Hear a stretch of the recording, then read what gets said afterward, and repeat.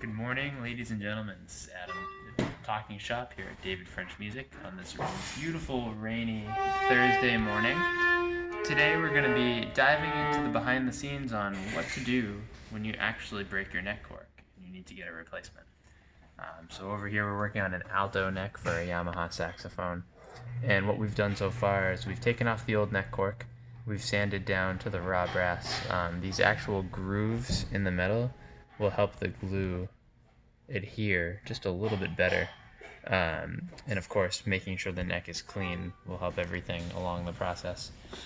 So what I'm going to use is this pressed sheet cork, which is 1/16 of an inch thick. And what I want to do with it is I want to match it to the right size of the neck. So I'm going to go and I'm going to see where I need to cut this piece of cork. And I want to bring it down just a little bit past where I've sanded, just to hide anything that doesn't look like the original lacquer. So I'm going to go ahead and give that a cut. Double check. Good, I've given myself plenty of extra to work with. Cut myself off, just a few inches.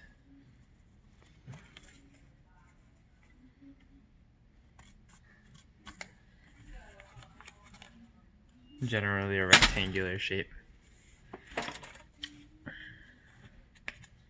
I'm going to check that cork against the neck to see how far down we go on either side. So we're going pretty far down on each side. So what I'm going to do is cut just a little bit more. It's going to help me on the tail end of that neck cork have less sanding and cutting work to do. Good, so that's much closer. We're much closer. And it's a little more even. So what we're going to do now, cork, depending on where it's come from in the world, the hemisphere is a little closer to the equator where it's grown. So the cork is actually really, really thick and will crack if you don't tenderize it a little bit. So all I'm doing now is just taking a rawhide mallet. I'm going to make that cork a little more malleable. It's going to help for when I need to wrap it around the neck.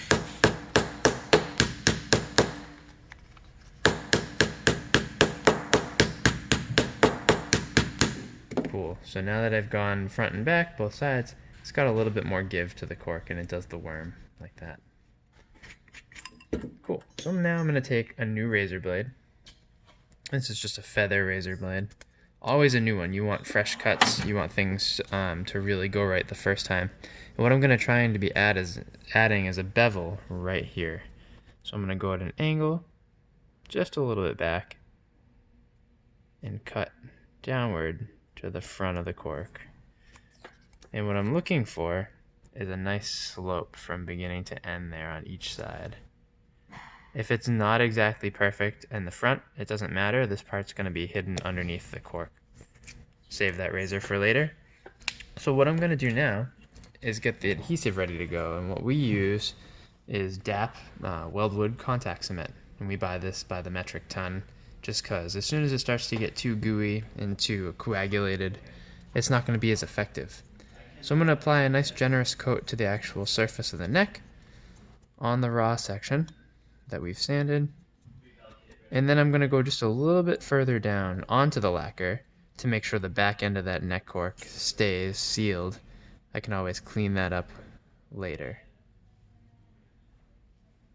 Make sure I've got a nice even coat, not too thick, because we want it to dry in a reasonable amount of time. And then I'm going to do the same thing to this part of the neck cork. I'm applying a nice little coat to the bevel, and then on the underside that's going to go on the neck, give it a nice generous coating as well. Don't be afraid to use more. You can always take away later on.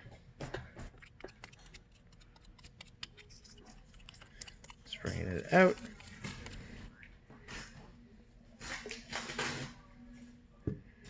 Here we go, just a little more for the back side.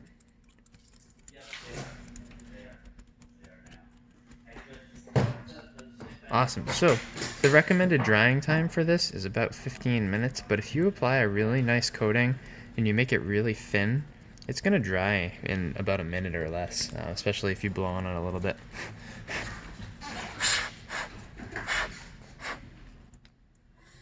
And if there's any sections that are a little too thick, I can go back with just the brush section, can't speak English today, and just thin that out just a little bit. It'll help it dry faster.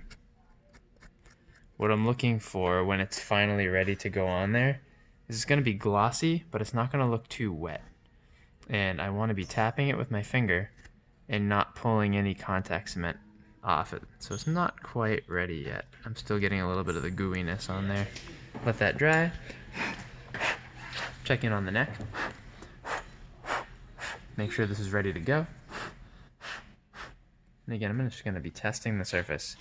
Make sure I can get a really tacky feel without the actual contact cement pulling off onto my finger. Same thing again for the cork.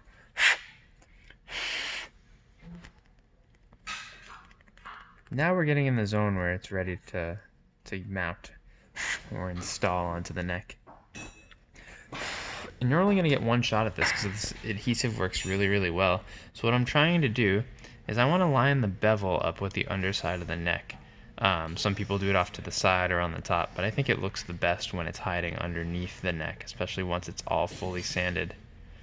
So I'm going to go one more time, make sure we're ready, and then I'm going to place it.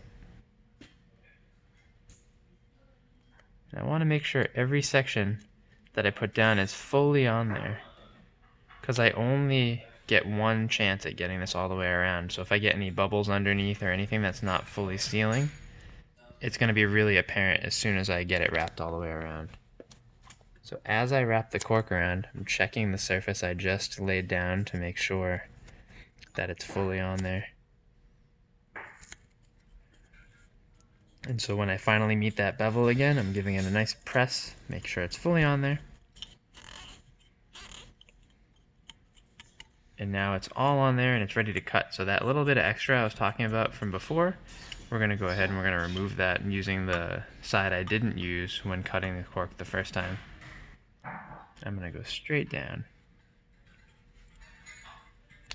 Get a nice cut there.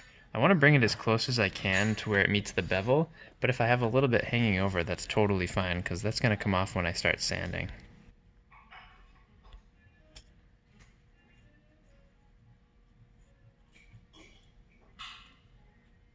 This is starting to look good.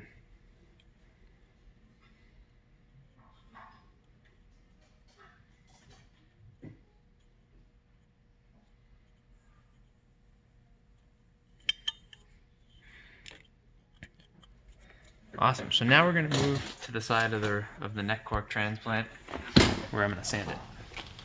And for this, we want to be on a vise and have some sort of mandrel. What works really well are old drumsticks. The taper on them, coincidentally, fits the size of tenors and altos, sopranos, bari necks. Fits everything pretty well. So what I'm going to do here is I want to start to sand this beveled section.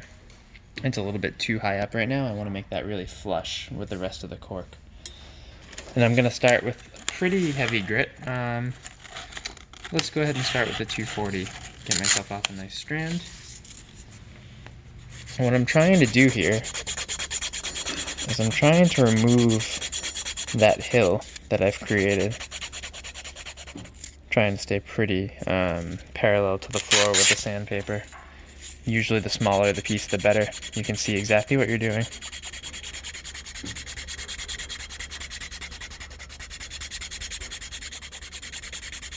Every now and then I'm going to check in on it and see how much of a bevel I have left.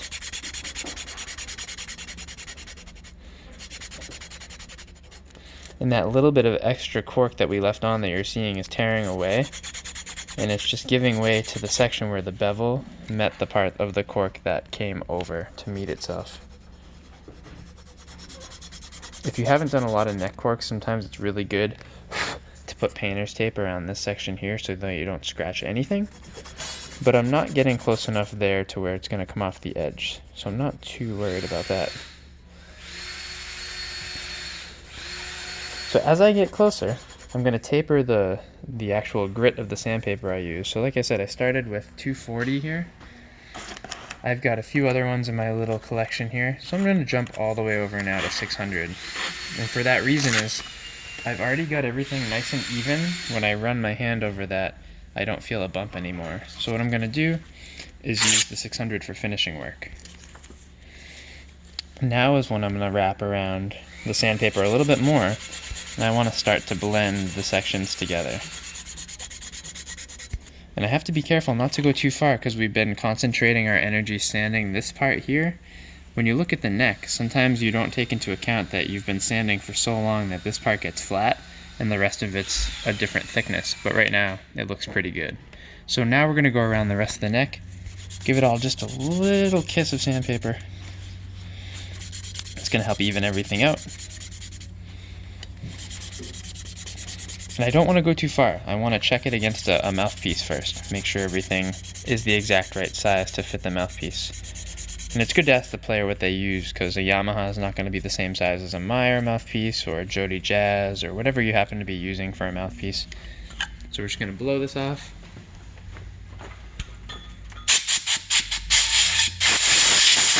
Like I said, we're going to check it. This person happens to be using a Yamaha mouthpiece. So we'll check it against the Yamaha Alto Saxophone mouthpiece. And what I want to get is a really nice dry fit from beginning to as far back as someone would need to be tuning it on the cork. And I have to keep in mind that the neck cork, the actual neck gets bigger the further down you get. So what I want to do is sand not more at the beginning, but a little bit more at the end. So we're going to go back. It's got a really nice fit right now, but I'm going to go just a tad bit more. I want it to be tight, but I don't want there to be too much of an impression on the back end. So I'm back. I've got my 600. A little bit here, a little bit there, a little bit there, just a tad. I'm just hiding that bevel, hiding where it meets. So if you take a look there, you're starting to get a really nice finish, and once you've got some grease on there, you're not going to see much of anything at all. So I'm going to blow it off one more time.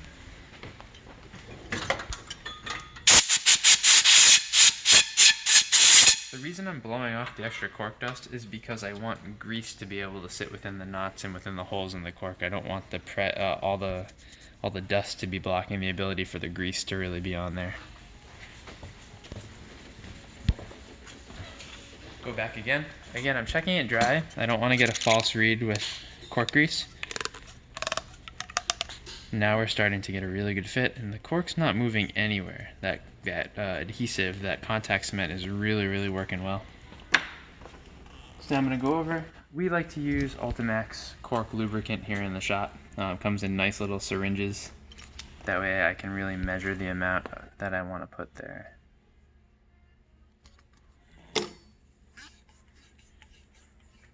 Spread it all out. And then I'm going to check the mouthpiece one more time.